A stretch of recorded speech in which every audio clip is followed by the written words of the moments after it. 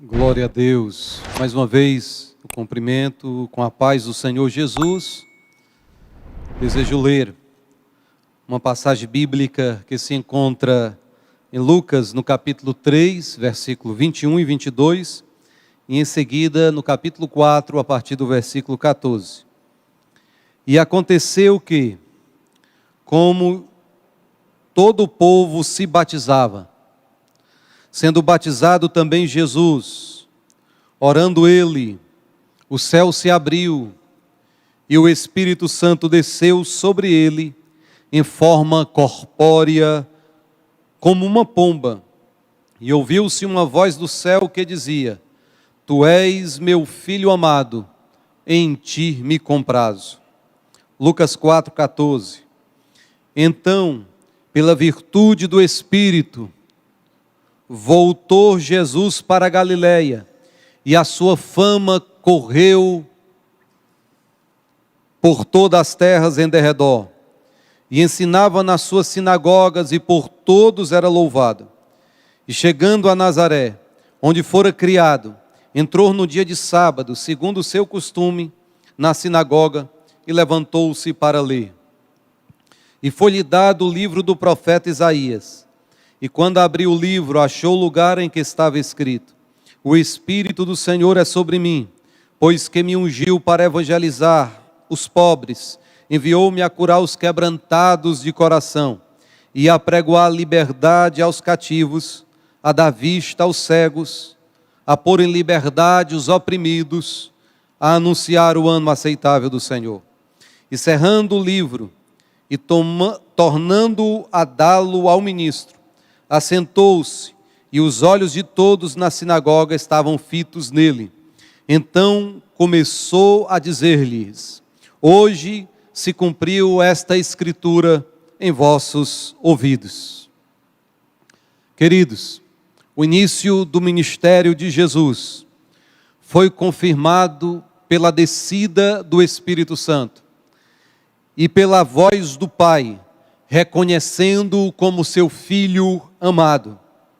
Vemos ali naquela cena em que registra a passagem bíblica a Trindade representada: o Pai que falava do céu, o Espírito Santo que desceu e o Filho que foi batizado nas águas e no Espírito Santo. No capítulo 4, do versículo 1 ao de número 13, Jesus é tentado por Satanás. Eu não quero deter-me a respeito da tentação de Jesus, mas quero salientar que Jesus foi conduzido pelo Espírito. Ele estava cheio do Espírito, revestido do Espírito. Ele foi provado pelo Espírito e também tentado por Satanás ali no deserto. Quero enfatizar também que o grande motivo, razão, alvo do batismo no Espírito Santo, antes de ser testemunhar do Evangelho, antes de ser pregar a palavra, é para promover a nossa santificação. Porque para vencermos o mal, para termos um caráter transformado pelo Espírito Santo, é necessário estarmos revestidos com o poder do Espírito Santo. E após andarmos em obediência, seremos cheios do gozo, da alegria do Senhor. E aí sim, avançaremos pregando o Evangelho, anunciando o amor do Salvador. É de suma importância sabermos que o caráter precede a missão, que o caráter de Jesus deve estar presente no nosso cotidiano, que devemos vencer a cada dia a velha natureza nesse processo de santificação. Queridos irmãos, Jesus, ele teve esse embate com Satanás. Até então, quando Jesus estava na carpintaria de José, Satanás não se importava muito com Jesus. Mas a partir do momento que ele foi cheio do Espírito Santo, o inimigo se levantou para confrontá-lo, para lutar. Mas ali na tentação, Lá no monte, Jesus venceu a Satanás. E aquela foi um confronto de muitos outros que Jesus travaria ao longo do seu ministério. Mas em todos os confrontos, Jesus triunfou. Como diz a palavra de Deus em 1 João, capítulo 3, versículo 8. Para isso o Filho de Deus se manifestou, para desfazer as obras do diabo. Jesus venceu para o nosso benefício. E também está escrito no livro de Colossenses, no capítulo 2, no versículo 14 e versículo 15, que Jesus riscou a cédula que era contra nós nas suas ordenanças, a qual de alguma maneira nos era contrária. Bendito seja o nome do Senhor, cravando-a na cruz e despojando os principados e as potestades, os expôs publicamente e deles triunfou em si mesmo. Em Hebreus capítulo 2, versículo 14, a Bíblia diz: visto como os filhos participam da carne e do sangue, também ele participou das mesmas coisas, para que pela morte aniquilasse o que tinha o império da morte, isto era o diabo. A salvação, ela foi planejada por Deus, desde antes dos tempos eternos, através da vida e da obra de Jesus. O plano da redenção foi executado numa manifestação histórica daquilo que já estava no coração da Trindade. E o Espírito Santo, ele é o aplicador desta salvação. E compete a nós, a Igreja do Senhor, transmitirmos com fidelidade as verdades sagradas, para que a salvação alcance os pecadores. O próprio Deus é o fiador da sua mensagem. Jesus Cristo disse: estarei convosco todos os dias, até a consumação dos séculos. Ele garante, ele promete que estará conosco na execução desta tarefa. O nome do Senhor Jesus é o nome sobre todo nome. Neste dia, eu quero trazer uma mensagem intitulada O Início do Ministério de Jesus. Ouça com bastante atenção a mensagem, porque a mensagem sempre é mais importante do que o mensageiro. Como eu estava a vos dizer, Jesus é o centro da Bíblia Sagrada. Ele está retratado desde Gênesis até o livro de Apocalipse. No livro do profeta messiânico Isaías, no capítulo 53, o capítulo da redenção, nós vemos como que um retrato de uma testemunha ocular do período da paixão de Jesus. Em Gênesis, nós vemos Jesus como a semente da mulher. Em Êxodo, ele é o cordeiro pascual. Em Levítico, ele é o sacrifício expiatório. Em Números, ele é a rocha ferida. Em Deuteronômio, o grande profeta do futuro. Em Josué, ele é o príncipe do exército celestial. Ele é o capitão da nossa salvação. Ele é também em Josué o tecido vermelho na janela de Raabe. Em Juízes, ele é o nosso libertador. Em Ruth, ele é o nosso parente remidor. Em 1 Samuel, Jesus é a nossa vitória. Em 2 Samuel, é o descendente de Davi. Em 1 Reis, ele é o doador da sabedoria. Em 2 Reis, ele é o rei dos reis. Em 1 Crônicas, Jesus é o soberano. Em 2 Crônicas, Jesus também é aquele que faz a aliança. Em Esdras, ele é o escriba fiel. Em Neemias, ele é o restaurador dos muros caídos da nossa vida. Em Esté, Jesus é o Mardoqueu sofredor. Em Jó, Jesus é o Redentor vivo. Em Salmos, ele é o guarda de Israel, o nosso bom pastor. Em Provérbios, Jesus é a sabedoria de Deus. Em Eclesiastes, o alvo verdadeiro. Em Cantares, ele é o amado. Em Isaías, ele é o profeta sofredor. Em Jeremias, é o Senhor justiça nossa.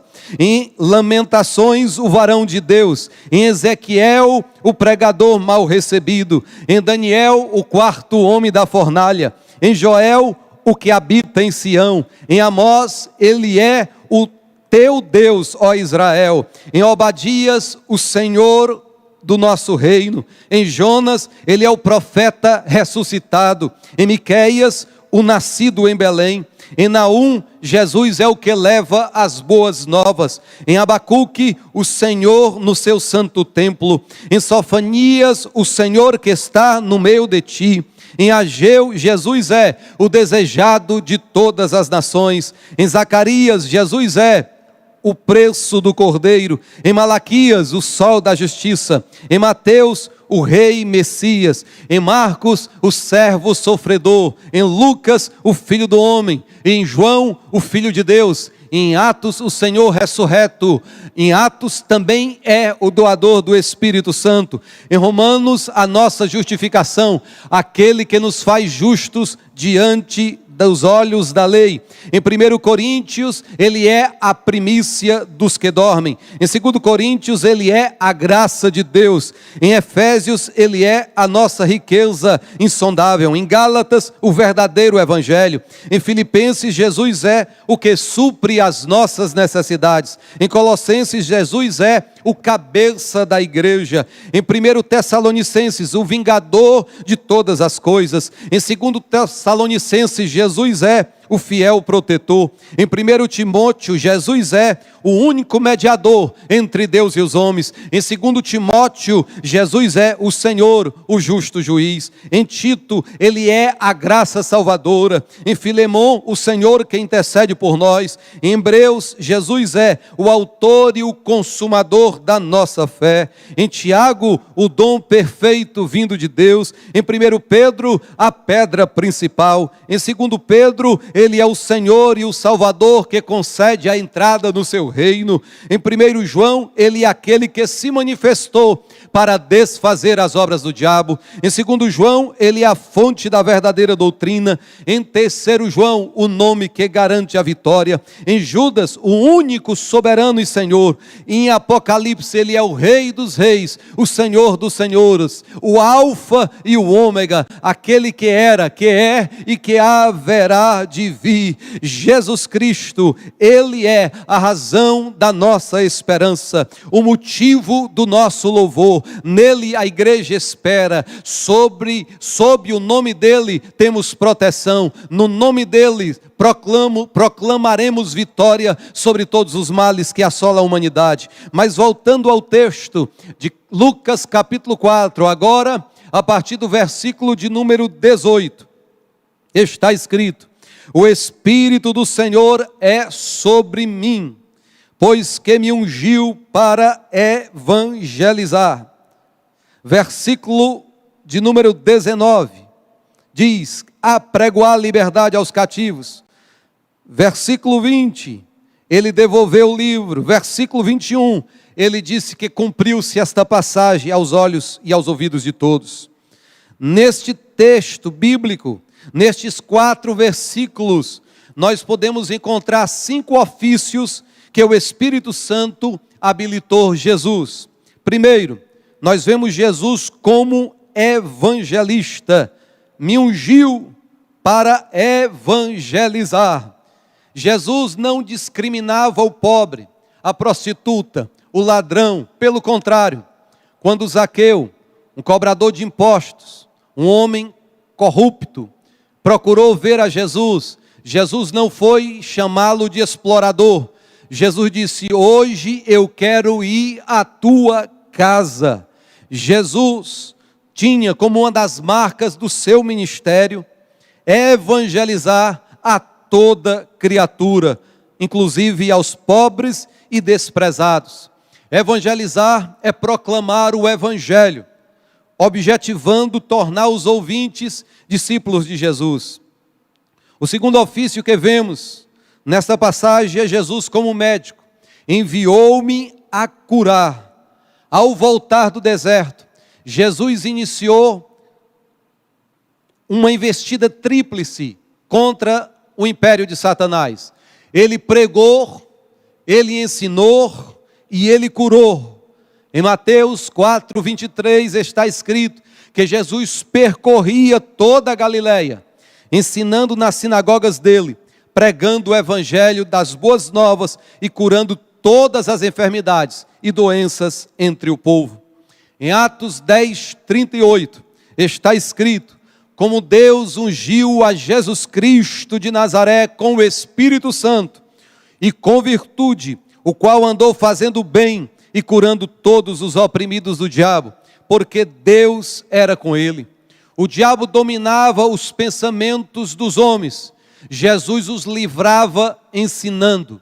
O mesmo inimigo dominava a vontade dos homens, Jesus libertava pregando, proclamando. Satanás afligia os corpos e as almas dos homens com doenças e com demônios. Jesus os libertava curando pelo poder da sua palavra. Nós também vemos nesta passagem Jesus como o libertador, a apregoar liberdade aos cativos. É Ele quem quebra os grilhões, quem rompe as cadeias, quem prevalece sobre todo o poder do mal, trazendo liberdade aos homens. Vemos ainda Jesus como o iluminador. Nesta passagem, Jesus também dá vista aos cegos. Dá vista aos cegos já é um símbolo do que ele faria no âmbito espiritual. Assim como aconteceu com o cego de nascença no livro de João, no capítulo 9. Primeiramente ele curou a cegueira física e depois curou a cegueira espiritual. Jesus é o iluminador, Jesus é a luz do mundo. Ele disse: quem me segue não andará em trevas, mas terá a luz da vida. Jesus também é o restaurador, a anunciar o ano aceitável do Senhor, a anunciar as boas novas. Paulo, escrevendo aos Coríntios, no capítulo 6, versículo 2, referindo-se a Jesus, diz: eu o ouvi no tempo favorável e o socorri no dia da salvação. Digo-lhes que agora é o tempo favorável, agora é o dia da salvação. Lucas capítulo 4, versículo 20 e 21. Jesus cerrou o livro, fechou o livro, deu ao ministro, ao responsável pela celebração, assentou-se e os olhos de todos estavam fitos nele. E ele disse que cumpriu-se esta escritura aos ouvidos de todos. Meus queridos irmãos, era costume lá no Oriente, ainda que a leitura fosse feita em pé, o ministrante, o pregador, o mensageiro, ele sentava-se, porque no Oriente, estar em pé dava a ideia de pressa, de estar pronto para ir embora. Então ele costumava sentar. Jesus ocupou a cadeira naquele dia de quem ia ensinar.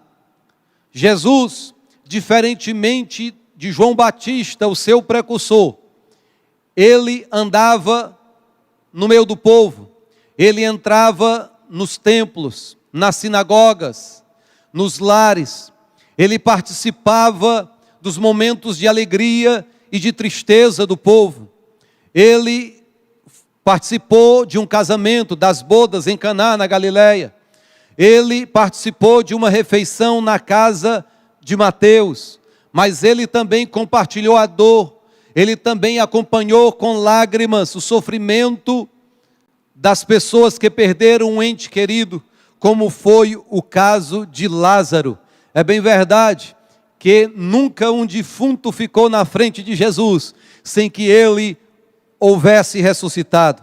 E com Lázaro não foi diferente. Jesus, diante do túmulo, ordenou e Lázaro ressuscitou. Jesus, ele é todo poderoso E ele, como homem revestido deste poder, cumpriu fielmente, desde o início, o seu ministério. Ele sempre anunciava a verdade. Ele não estava à procura de aplausos baratos. Jesus não relativizava a verdade para agradar uma certa classe social ou religiosa. Ele pregava a verdade em todo o tempo. Nós, como pregadores do Evangelho, de igual forma, devemos perseverantemente anunciar a pessoa e a obra de Jesus Cristo, o Salvador do mundo. Pois não são mensagens literárias, mensagens filosóficas, mensagens eruditas, mensagens moralistas que salvarão, que conduzirão o homem a Cristo. Somente a mensagem do Evangelho, a mensagem simples, pode conduzir o homem à luz, pode gerar esperança, pode trazer fé, porque a fé é pelo ouvir, e pelo ouvir o Evangelho do Senhor Jesus Cristo. Jesus Cristo, ele pregava uma mensagem simplesmente profunda e profundamente simples. A mensagem de Jesus era tão simples que até as crianças compreendiam o que ele queria pronunciar, o que ele estava a dizer. E esta simplicidade na pregação do Evangelho, essa centralidade na pessoa de Jesus, foi uma das marcas registradas da igreja neotestamentária. Pois, em Atos, no capítulo 8, versículo 5, nós vemos: e descendo Felipe à cidade de Samaria, lhes pregava a Cristo. Se voltarmos um pouco, em Atos capítulo 5, 42, vemos que todos os dias, nos templos e nas casas, não cessavam de ensinar e anunciar a Jesus. Em 1 Coríntios 1, 23 e 24, nós pregamos a Cristo crucificado, que é escândalo para os judeus e loucura para os gregos, mas para os que são chamados, tanto judeus como gregos, lhes pregamos a Cristo, poder de Deus e sabedoria de Deus. Toda e qualquer obra de evangelismo, obra missionária, deve ser centrada, fundamentada na pessoa de Jesus, porque Jesus é o centro da Bíblia, Jesus é o centro da redenção, Jesus é o centro da história. Queridos irmãos, se queremos impactar as pessoas com a pregação do Evangelho, devemos sim também estar revestidos do poder do Espírito Santo, porque senão a palavra não produzirá o efeito que Deus quer realizar, pois a obra do convencimento somente acontece pelo poder do Espírito Santo. Queridos, a Bíblia nos ensina que o Espírito Santo, ele nos lembra a palavra, mas ele também nos inspira a palavra, e pregadores inspirados transmitem mensagens inspiradas que produzem homens inspirados. Gálatas capítulo 1, versículo 11 e 12, o apóstolo Paulo declara: mas faço-vos saber, irmãos, que o evangelho que por mim foi anunciado, não é segundo o homem, porque não recebi nem aprendi de homem algum, mas pela revelação de Jesus Cristo. Paulo ainda em 1 Tessalonicenses, no capítulo 1, no versículo 5, diz: o nosso evangelho não foi a vós somente em palavras, mas também em poder e no Espírito Santo, e em muita certeza, como bem sabeis, quais fomos entre vós, por amor de vós. Segundo Pedro 1:2, diz que a graça e a paz sejam multiplicadas pelo conhecimento de Deus e de nosso Senhor Jesus Cristo. Quanto à pregação do Evangelho, a simplicidade, Paulo, em 2 Coríntios capítulo 11, versículo 3, disse: mas temo que assim como a serpente enganou a Eva com a sua astúcia, assim também sejam de alguma sorte corrompidos os vossos sentidos e se apartem da simplicidade que há em Cristo Jesus. Queridos irmãos, seguindo lá no texto de Lucas, no capítulo 4, nos versículos 22 em diante, nós vemos que Jesus, enquanto estava ali ministrando a palavra as pessoas se maravilhavam. Mas quando Jesus começou a levantar questões no que diz respeito à incredulidade do povo da sua própria terra, diz o texto sagrado que os nazarenos se encheram de ira, ficaram irados com Jesus. Jesus cita alguns exemplos veterotestamentários, que Deus, Ele faz de acordo com a sua vontade, Ele alcança quem Ele quer, Ele abençoa quem Ele quer. O povo se levanta e conduz Jesus ao pináculo, a um certo monte, para de lá precipitar a Jesus. No entanto, para a surpresa de todos, Jesus passa no meio deles sem que nada lhe acontecesse. Eu não sei se eles não perceberam, eu não sei se eles ficaram paralisados pelo poder de Jesus, assim como paralisados ficaram quando foram lá no Getsêmani de madrugada, chegando até a cair por terra. Eu não sei o que aconteceu, mas eu sei que Jesus passou no meio deles, porque o plano de Deus tinha que se cumprir na íntegra. Eu lembro-me agora, a partir deste texto, de uma das nossas missionárias no Oriente Médio. Ela tinha um ministério de distribuir a palavra de Deus. Aquela nação não permite dar a Bíblia e evangelizar publicamente. Então ela deixava exemplares da palavra em alguns locais públicos. As pessoas passavam e levavam para casa. Mas um certo dia, um grupo de muçulmanos percebeu e de modo irado cercaram a missionária, que estava ladeada, acompanhada por uma jovem missionária. Naquele momento eles começaram a falar entre si em árabe, e ela compreende o árabe, e percebeu que eles estavam questionando quem iria lançar dentro daquele rio profundo. Ela estava sobre uma ponte muito elevada, e ela até mesmo pensou que seria os seus momentos finais aqui na terra. Mas o Espírito Santo lembrou-a exatamente desse texto, que Jesus passou no meio, quando os homens queriam matá-lo, sem que nenhum mal lhe acontecesse.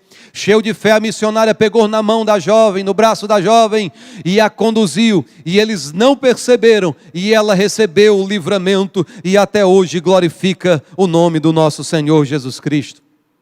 Queridos, após o povo de Nazaré rejeitar a Jesus, ele desce para Cafarnaum, aonde expulsa demônios, cura enfermos e ensina no templo e prega o evangelho. É bem verdade que Nazaré foi a cidade que ele passou quase 30 anos. Ele cresceu em Nazaré, foi criado por uma mãe pobre, viveu na casa de um homem pobre, trabalhou numa carpintaria simples. Jesus comia uma comida pobre, o pão do povo pobre. Jesus se vestia como pobre, e ele foi rejeitado porque as pessoas não creram que Jesus era o Messias, a maioria. Mas esse mesmo Jesus, que foi rejeitado pelos seus patrícios, ele disse: o que vem a mim, de maneira nenhuma lançarei fora. Bendito seja o seu santo nome. No versículo 31 de Lucas capítulo 4 está escrito que Jesus desceu a Cafarnaum, cidade da Galileia, e ensinava aos sábados. Mas quero ir logo para os últimos versículos deste texto. Versículo de número 42. E sendo já dia, saiu e foi para um lugar deserto, e a multidão o procurava, e chegou junto dele, e o detinham para que não se ausentasse deles. Jesus, mesmo tendo muita coisa a realizar, muitas pessoas necessitando, ele nunca achava-se demasiadamente ocupado para passar tempo a sós com Deus. Jesus priorizava. Ainda no versículo 42 está escrito que as multidões o procuravam e chegaram junto dele, e o detinham, para que não se ausentasse deles. Queridos irmãos, olha a resposta de Jesus no versículo 43. Ele, porém, lhes disse: também é necessário que eu anuncie a outras cidades o evangelho do reino de Deus, porque para isso fui enviado.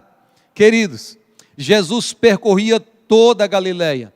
A Bíblia Sagrada, o Novo Testamento, fala de outras pessoas, outros povos, outras vilas, outras cidades, outras regiões, outras nações. Jesus, ele mesmo diante de tamanha necessidade daquele povo de Cafarnaum, que passou a ser a cidade como base do seu ministério, Jesus passou a residir em Cafarnaum, mas de Cafarnaum ele fazia incursões constantes por todas as regiões circunvizinhas, levando o evangelho, levando a mensagem salvífica. Ele era um homem no meio dos outros homens que viera salvar. Jesus era semelhante a nós em tudo, exceto no pecado. Queridos irmãos, devemos sim evangelizar localmente, mas também contribuir para que transculturalmente o evangelho alcance todas as pessoas. Devemos aproveitar cada oportunidade que o Senhor nos proporciona. Semana passada, a minha esposa comprou um peru, assou no forno, mesmo sendo pequeno. Na refeição do almoço percebemos que era muito. Nós não iríamos conseguir comer. E ela deu a ideia de fazermos umas quentinhas. E ela preparou outros ingredientes, colocou ali aquele peru, preparou aquela quantidade. E à noite eu fui deixar aqui pelas ruas do centro.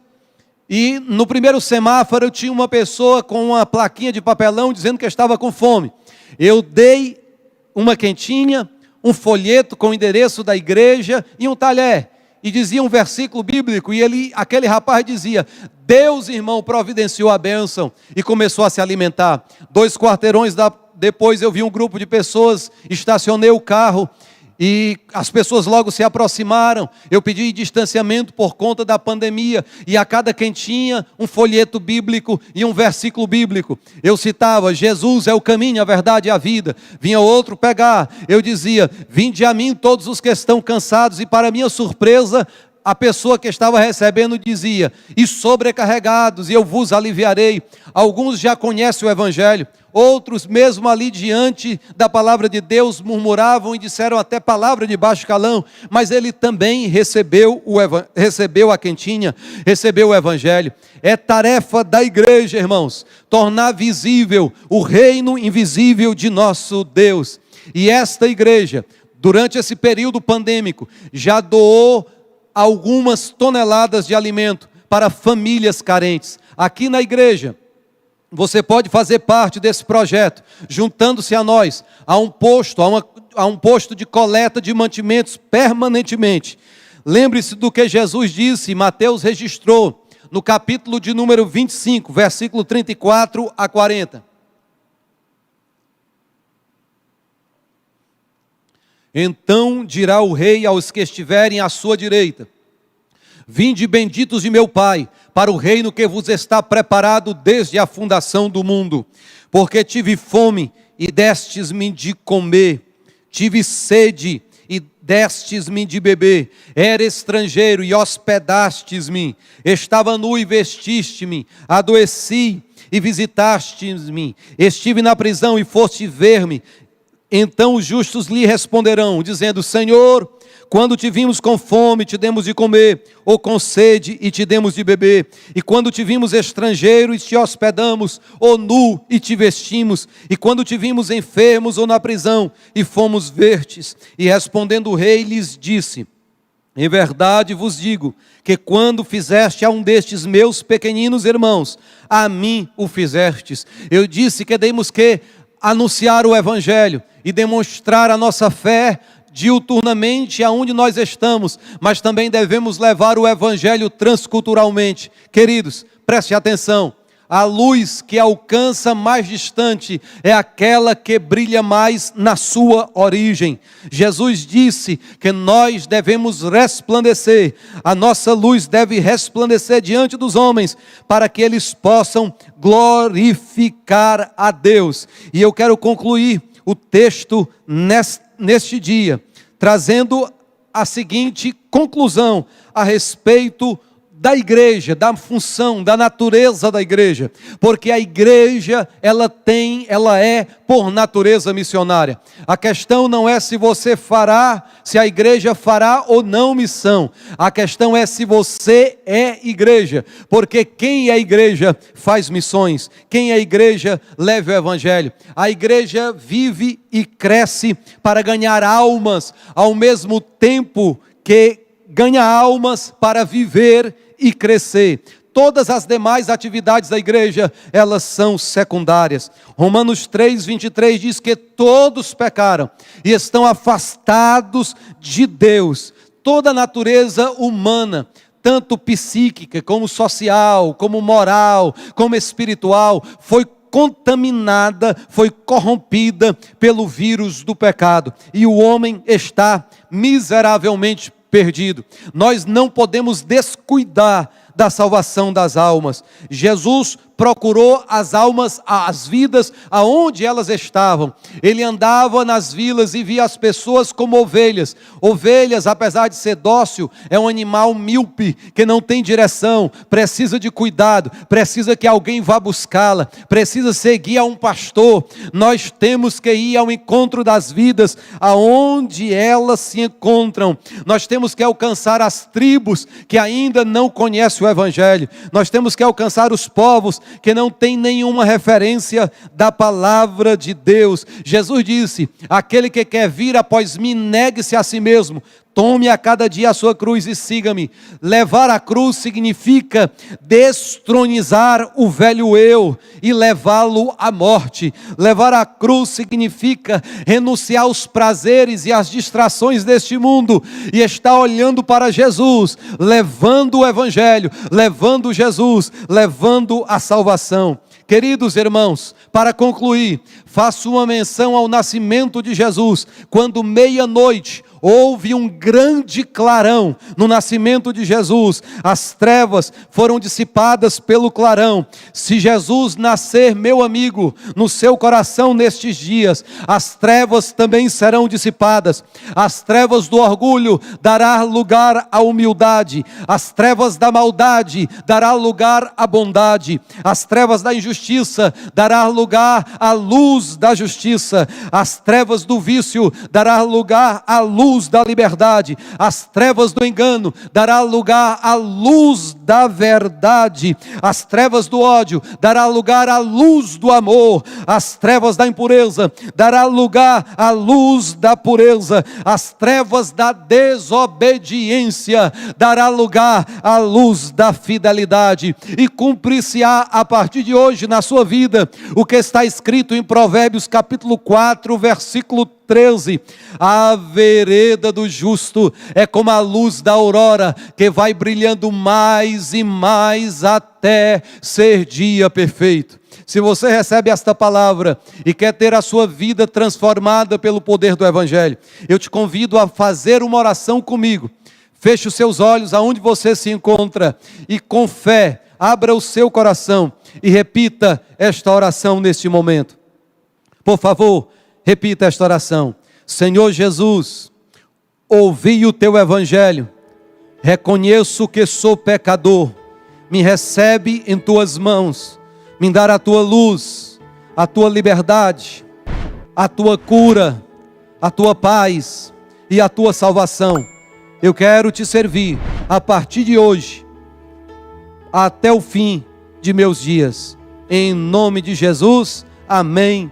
Deus te abençoe grandemente, querido ouvinte da palavra do Senhor.